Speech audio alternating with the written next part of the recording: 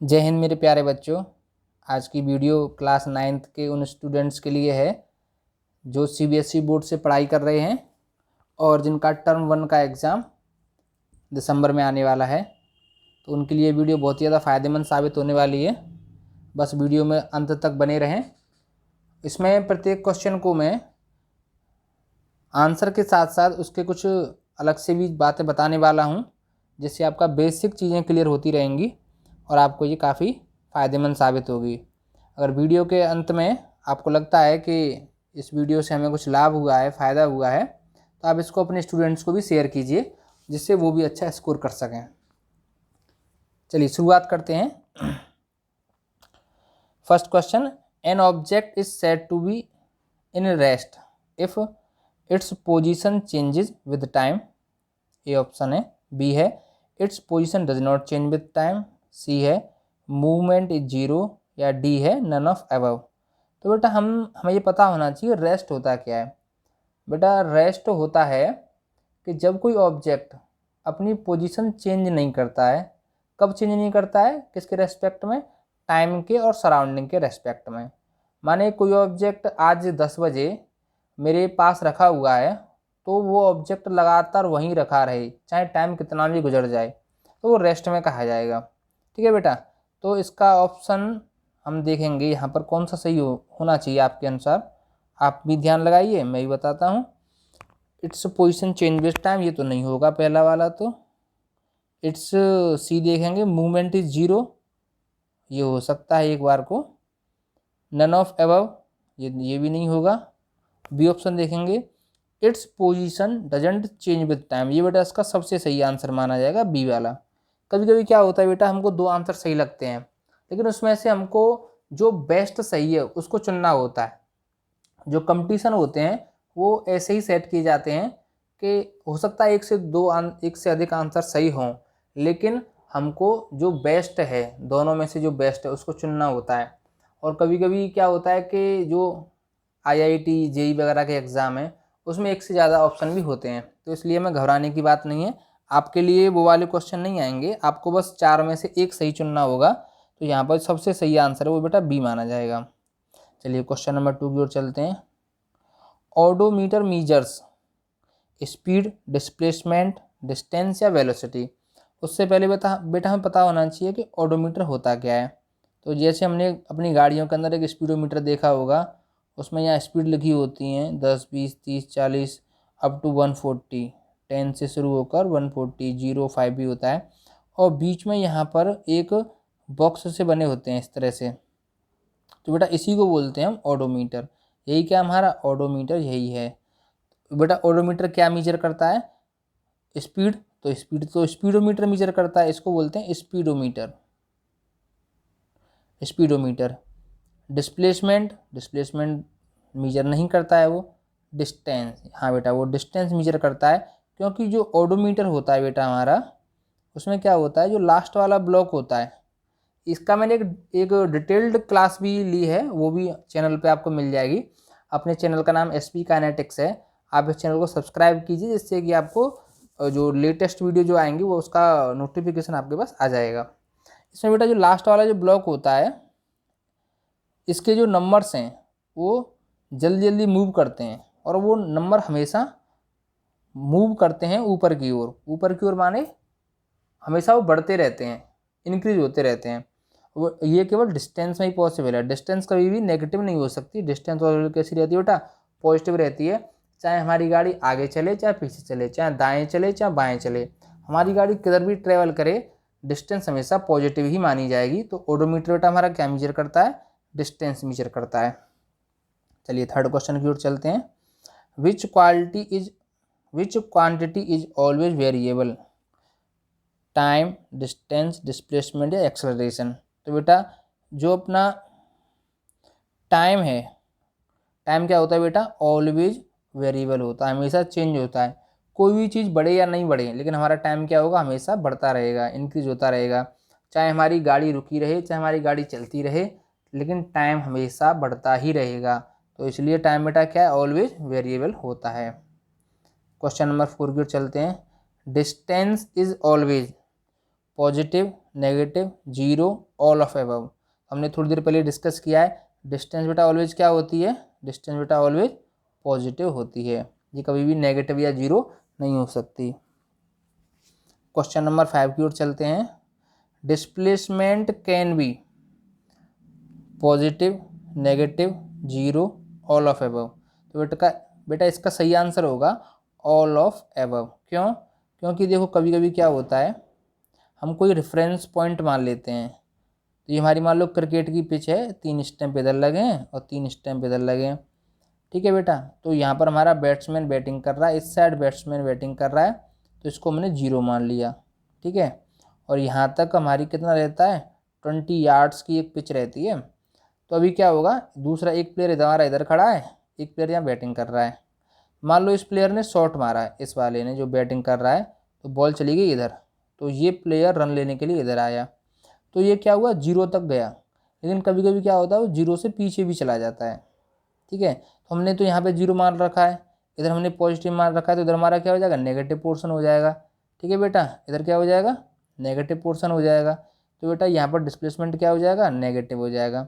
Actual में negative तो कोई चीज़ होती नहीं है, कोई भी मेजरमेंट नेगेटिव में हो ही नहीं सकता। नेगेटिव का मतलब सिर्फ एक ही होता है, अपोजिट डायरेक्शन।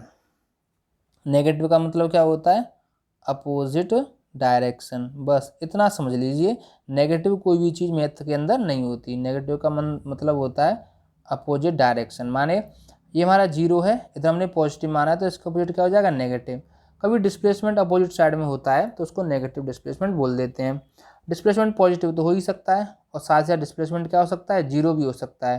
तो डिस्प्लेसमेंट जीरो कब हो सकता है, जब हमारा ऑब्जेक्ट इनिशियल पॉइंट से चलकर वापस इनिशियल पॉइंट पर ही आ जाए, माने उसका फाइनल पॉइंट बराबर इनिशियल पॉइंट हो जाए। ये कब कब हो सकता है, जैसे हमारा ऑब्जेक्ट एक सर्कुलर मोशन कर रहा है, तो बेटा यहाँ से उसने चलना शुरू किया और यहीं पे आके वो ख़त्म हो गया, तो जो उसका इनिशियल पॉइंट है वही उसका फाइनल पॉइंट है। तो बेटा डिस्प्लेसमेंट यहाँ पे क्या हो जाएगा, जीरो हो जाएगा। क्योंकि डिस्प्लेसमेंट की डेफिनेशन यही है, shortest path between initial and final position. Initial और फाइनल पोजीशन के बीच में जो शॉर्टेस्ट पाथ होता है उसी को डिस्प्लेसमेंट बोलते हैं। तो कभी कभी क्या होता है, क्लोज लूप के अंदर क्या होता है, जो इनिशियल पॉइंट होता है वही फाइनल पॉइंट होता है, तो वहाँ डिस्प्लेसमेंट क्या होता है, जीरो। तो बेटा इसका सही आंसर हो जाएगा all of above, D option इसका सही हो जाएगा। अगर आपको वीडियो पसंद आ रही है तो आप इसको लाइक कीजिए और अपने फ्रेंड्स के भी भेजिए।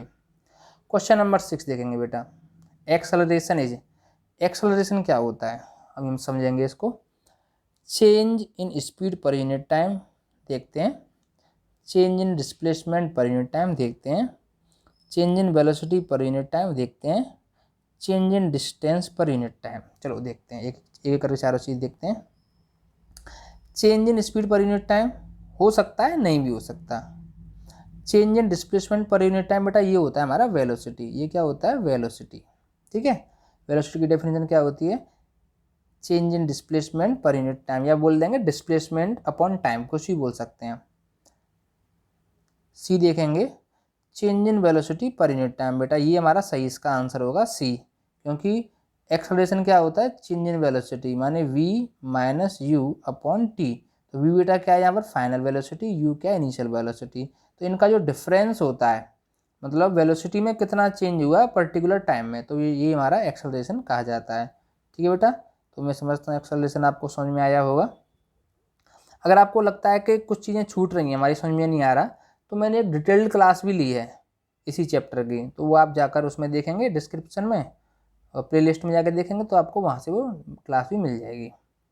Question number 7, which is the vector quantity. तो बेटा पहले हमें पता होना चाहिए वेक्टर क्वांटिटी होता क्या है। बेटा कोई भी वर्ड इस क्वेश्चन पेपर के अंदर ऐसा नहीं होगा जो आपको आता नहीं हो, मैं सारे एक एक वर्ड आपको डिफाइन करके चलूँगा, जिससे मेरे बच्चों की तैयारी एकदम अच्छी हो सके। कुछ बच्चों की तैयारी ऐसी भी होगी कि उनको थोड़ा कम आता होगा, हो सकता है कोविड की वजह से वो स्कूल नहीं आ पाए हों या ऑनलाइन क्लास अटेंड नहीं कर पाए हों, उन्हीं बच्चों को फोकस करते हुए ये वीडियो बनाई गई है।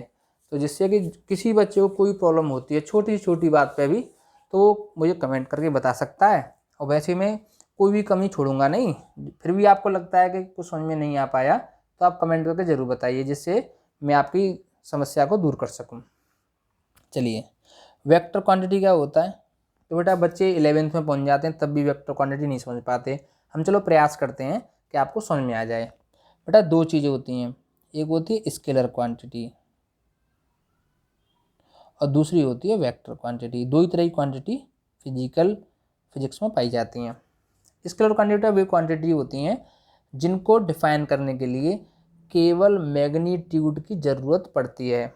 Those quantity which can be defined only by magnitude. बेटा ये मैग्नीट्यूड क्या चीज़ है? मैं बोल रहा था आपसे, मैं जितने भी वर्ड बोलूँगा या जितने भी वर्ड आपको दिखाई देंगे वो सारी चीज़ डिफाइन करूँगा। मैग्नीट्यूड, ये छोटी छोटी बातें बेटा डिस्कस करनी चाहिए।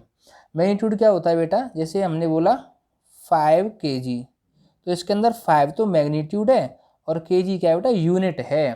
तो कोई भी क्वांटिटी इन्हीं दो चीज़ों से बन के मिलाकर बनाई जाती है, यूनिट और मैग्नीट्यूड। समझ में आया बेटा? यूनिट मैग्नीट्यूड क्या होता है? उसकी क्वांटिटी 5, 6, 7 या जो भी नंबर होते हैं उसको मैग्नीट्यूड बोल देते हैं। ठीक है, तो स्केलर क्वांटिटी के लिए केवल क्या जरूरत पड़ती है? मैग्नीट्यूड। जैसे 5 kg, तो ये हमारा मास हो गया। अब मास के लिए हमें कोई और चीज़ जरूरत नहीं पड़ेगी, केवल 5 kg हो गया तो अपना काम हो गया। लेकिन वेक्टर क्वांटिटी क्या होती है? इसके अंदर क्या होता है? Magnitude plus direction. इसके अंदर दो चीज़ें होती हैं, मैग्नीट्यूड प्लस डायरेक्शन। अब इसको कैसे देखते हैं? जैसे हम डिस्प्लेसमेंट की बात करते हैं, इसमें इसका सही आंसर डी होगा, डिस्प्लेसमेंट। ठीक, तो डिस्प्लेसमेंट की बात करते हैं तो डिस्प्लेसमेंट में क्या होता है? हमारा इनिशियल पॉइंट और फाइनल पॉइंट के बीच की शॉर्टेस्ट पाथ। अभी हमारे मान लो ऑब्जेक्ट यहाँ से चलना शुरू किया ऐसे और यहाँ जाके पहुँच गया, तो ये तो हो गया उसका इनिशियल पॉइंट, ये हो गया उसका फाइनल पॉइंट। बेटा ये हो गया इसका फाइनल पॉइंट। तो बेटा अगर हमें नहीं पता होगा कि इनिशियल पॉइंट से किस डायरेक्शन में हमको फाइनल पॉइंट मिलेगा, डायरेक्शन नहीं पता होगी तो हम शॉर्टेस्ट पाथ नहीं निकाल पाएंगे। हो सकता है हम इधर चले जाएं, इधर चले जाएं, इधर चले जाएं, ऊपर चले जाएं, लेकिन हम फाइनल पॉइंट तक कब पहुंचेंगे?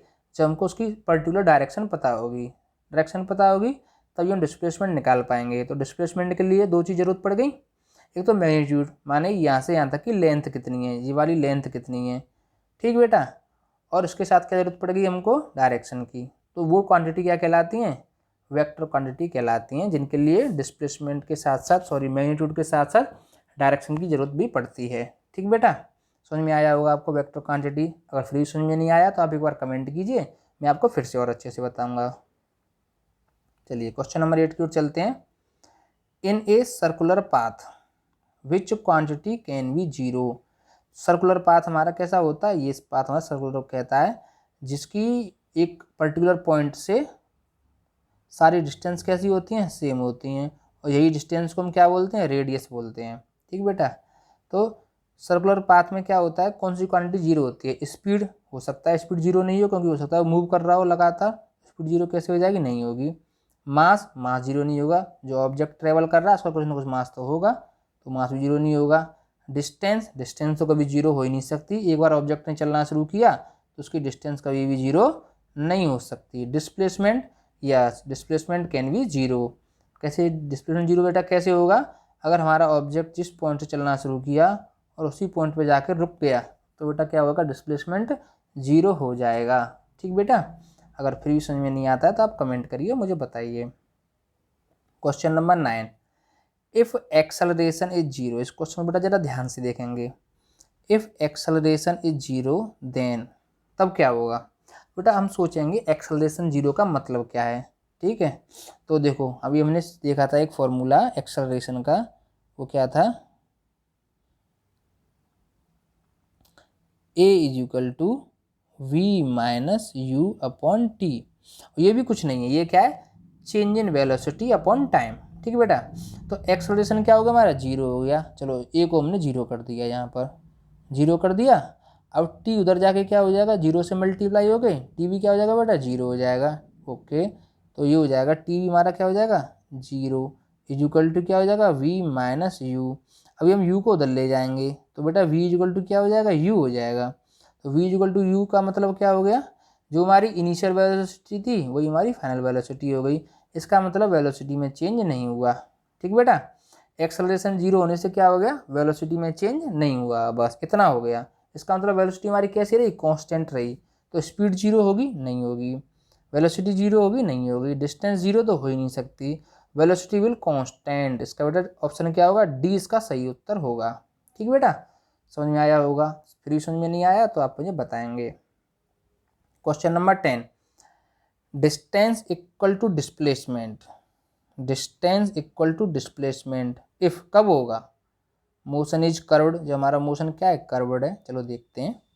मोशन इज सर्कुलर, मोशन हमारा सर्कुलर है। देखते हैं। Motion in straight line, motion under gravity. तो बेटा इसका सही उत्तर क्या होगा, बेटा इसका सही आंसर होगा सी, मोशन इन स्ट्रेट लाइन। तो बेटा डिस्प्लेसमेंट और डिस्टेंस इक्वल कब हो सकती हैं, जब हमारा ऑब्जेक्ट स्ट्रेट लाइन में मोशन करे। बेटा कैसे मोशन करे, स्ट्रेट लाइन में मोशन करे।